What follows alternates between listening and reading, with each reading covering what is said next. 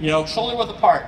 Now, depending on how big the guy is, how wide, athletic, they may be a little bit narrow or a little bit wider, but whatever you want to do, you just want them to be athletic. You just don't want them to be so narrow where they can't get down, or too wide where they're basically doing the splits, okay? So there's a happy medium. It's something that's going to be trial and error for a lot of guys. You really want to make sure that they're just in a good athletic position where they can bend their knees. One thing that even college players today still have a problem with, you want both your feet squared up to the baseball, okay? You tend to see a lot of guys, typically people who are scared of the ball, and it's okay to accept that. It's natural for people to be scared of the ball, but what happens is they get defensive and they drop this back foot back and they start fielding balls like this, and this just feels defensive, doesn't it? You want to make sure that you get their nose in there, get their feet squared up, because it's going to make them more athletic, okay? So you get your feet squared up, shoulder width apart, you want to bend your knees, and what you want to do is you want to get your chest leaning over your knees, okay? A lot of people do is they get to this good position, but then they keep their chest up, and they sink their butt down, and now they're on their heels, and that's going to make them very defensive. They're not going to be very athletic in this position, okay? So make sure you get that chest over their knees. You want to get your glove on the ground. That's probably the most important thing I could tell you as an infielder. You have to start from this position and work up to the baseball. A lot of times you have a kid who's scared to get down, might be scared of the ball, have their glove here, and then they're freaking out and falling back like this. And you never, ever want a ball to go between your legs as an infielder. That's the #1 cardinal rule of infield. The ball cannot go through your legs. If it goes above your glove, you can live with that. That's baseball. Sometimes the ball hops that way, but you cannot have it go underneath your glove. So really stress getting that glove on the ground before they make a move to the baseball. And the last part, you want to have your glove on the left side of your body, just like this. Talk about being athletic, okay? You're left in your left hand, so it makes sense to have it on the left side of your body to really let your body work. If you try and catch this ball on the right side, this is awkward, it's kind of restricted, and you're just not going to be able to be very consistent. So you want to have the glove on the left side of your body, that way when you catch it, you bring it centered. And I know how Coach McDermott was talking about, you want to catch the ball here when you throw, that's how you want to be when you're an infielder. You bring it up right to your chest. You guys got that? Very good, very good. Okay, so once you get that down, we're going to work on our footwork, okay? Now, when you're relaxed, your relaxed position is basically nothing's happening. You can do whatever you want. You can think about your girlfriend, what you're eating after the game, whatever. But what I used to do, I used to draw a little circle in front of me. If there was turf, I tried to imagine it. You draw a little circle. When I get ready, I step in that circle. That means I'm ready to go. I'm focused on that pitch. When that pitch comes, then I'm going to make my prep step. When I step back out, I can do whatever I want. But whenever I'm in that circle, I'm focused on the game, okay? So focus on getting in that circle, and then go. Once you do that, you do your prep steps. What your prep steps do is it basically gets your body moving, it gets you ready to make a play. It's good to start moving your body before the pitch because that's going to make you athletic and it's going to give you the quickest move. What happens a lot is people get flat-footed and then they hit a shot at them and they're not ready. When you're not ready, you're going to make a defensive move. So I'm going to show these guys, they're going to do their prep steps for you, and then they're just going to pause and get ready for the play. Go ahead. Now notice how they didn't do it exactly the same, and that's fine. There's a different comfort level for everybody, okay? Some people I don't know if people watch Dustin Pedroia, when he does his, he jumps up as high as he can and lands on both feet. That's fine for him, that works for him, that won't work for everyone. So everyone has their different one, do it again. Prep step. But notice that when the ball's in the hitting zone, both your feet are planted at the same time. So you don't know if that ball's going to be to your right or your left. So you got to make sure both feet are planted so you can push one way or the other regardless of where that ball is. So that's a simple thing, but it's easy to overlook, and that's maybe the difference between catching that ball and that ball going to the outfield. So that's something you really want to emphasize, okay? Now we're going to do that ball's in play. We want to move our feet, okay? Do that line drill. We're going to talk about getting around the baseball. So go ahead, show you guys one time. Now notice what they both did. When they did their prep step, they got their left foot like this. It's called getting around the baseball, okay? If a ball's to your left, you're already around the baseball, so you don't have to worry about it. If it's already on your left side, that's fine. But when there's a ball right at you or to your right, you have to get your body to the side of the baseball. Reason being, it's going to be easier to read the speed of the ball and the hops. Sometimes that ball's hit right at you. It's really hard to see how fast it's coming at you or the kind of hops. So what we teach our guys is that that ball's hit right at you or to your left, get to the side of it, and then work back to it. Now it sounds kind of like you may make them, it may make their timing off, but what it's going to do is going to give them more consistency on seeing those hops. And as an infielder, all you want to do is find the easiest hop possible. So that's going to allow your eyes to work a lot better. So you do it again. So what we focus on is they're going to straddle this line, and their left foot has to cross that line. Okay, and once they get to there, they just get some rhythm to you. Now do the stutter step. Now sometimes that ball is going to be hit a little bit slower than you're used to, so you're just going to stutter. Go ahead. They get around it, now they're just waiting, and then they get to that ball. And notice every time that glove's on the left side of their body. When they catch the ball, it's always going to be on the left side of their body, okay? Any questions so far? Pretty simple stuff so far. Okay, now we're going to do, Chuck, can you get 6, or just get 3 balls, please? Now we're going to work on just a simple drill we did every day when I was here. You're going to have 3 balls. Just toss them over. Don't hurt yourself.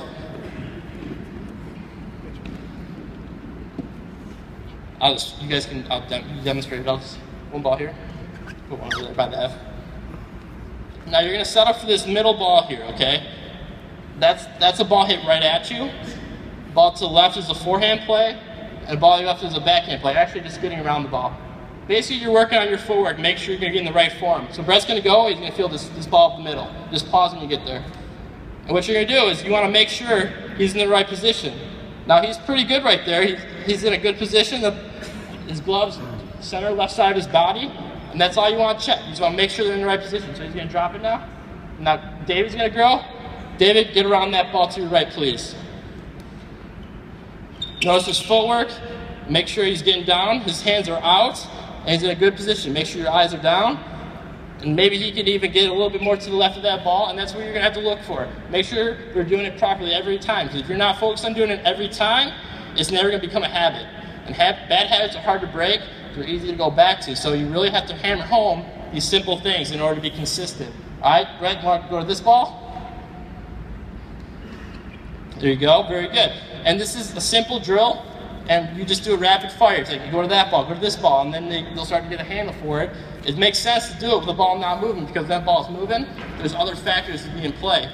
And one of the most important things about a good infielder is they get to that consistent, good position where they're going to be athletic at all times.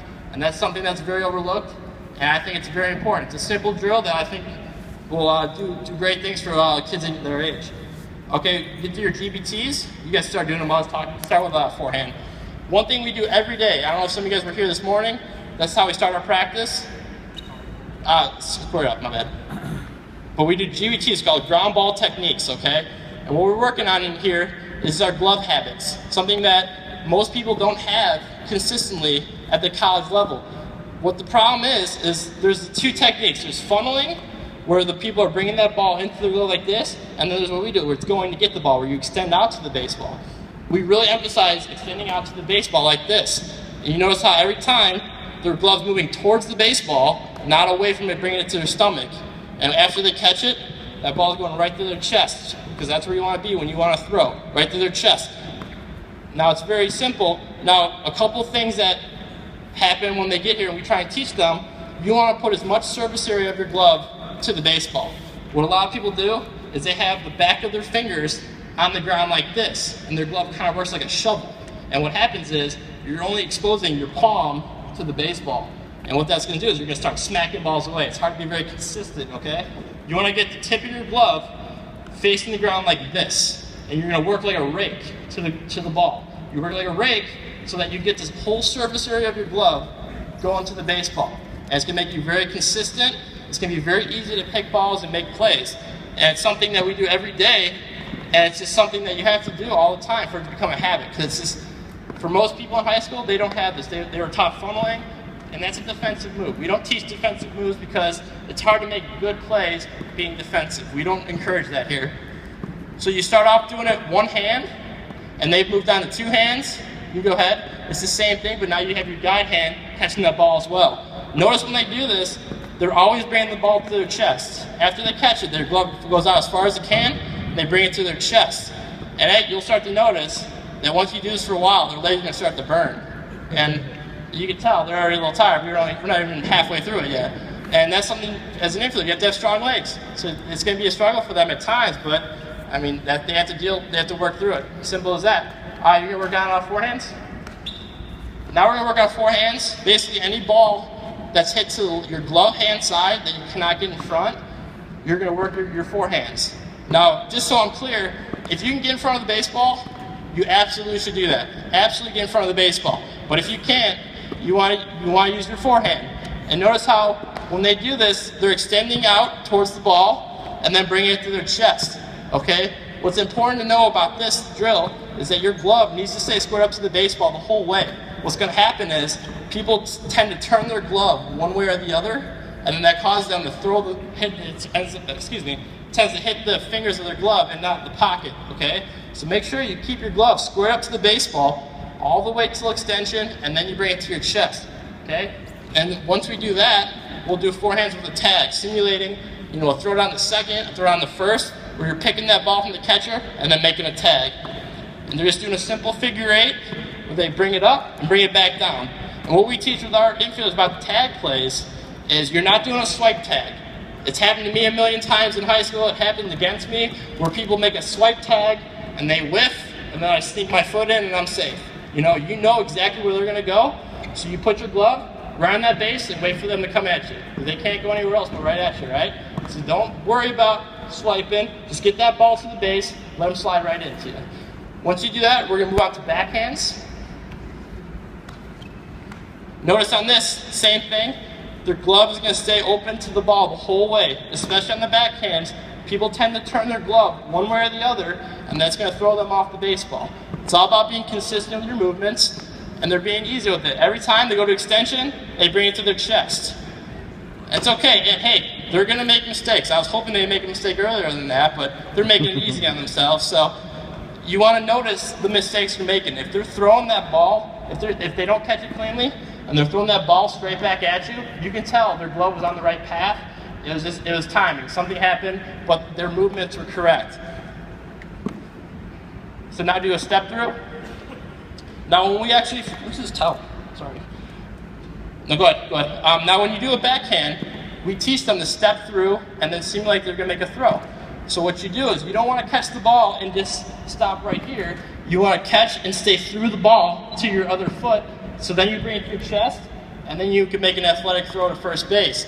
It's something we really focus on with our infielders because a lot of times they stop short and then they're not catching the ball. And the most important thing about being an infielder is you got to catch the ball. There's no throw to make until you catch the baseball.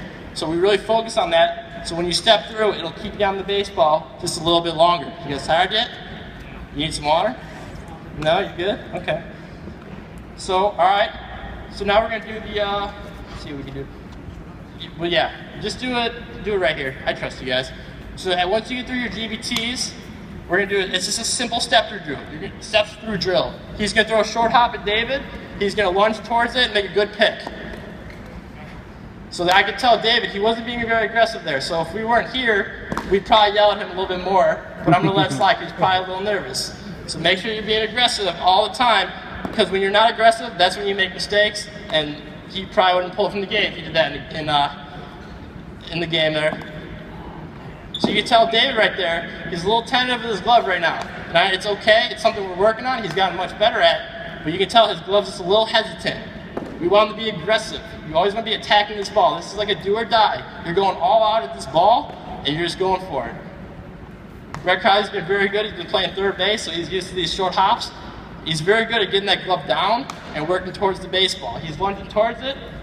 What's important about this drill is that you're stepping towards the baseball. They're not stepping immediately straight ahead. They're seeing the ball in flight and stepping towards it wherever it's going to bounce. Okay? And that's an easy drill to do. We typically do it against the walls here. I want you guys all to see, so we're going to do it right in front of you. Do it a couple more times. Try and challenge them, see who's making mistakes. And that's okay. Now you can tell on that one, Brett was a little high. He kind of lifted up his chest. So make sure you bury your head in this one, huh? And that's how you got to do it. It's not going to be perfect, but make adjustments. Yes?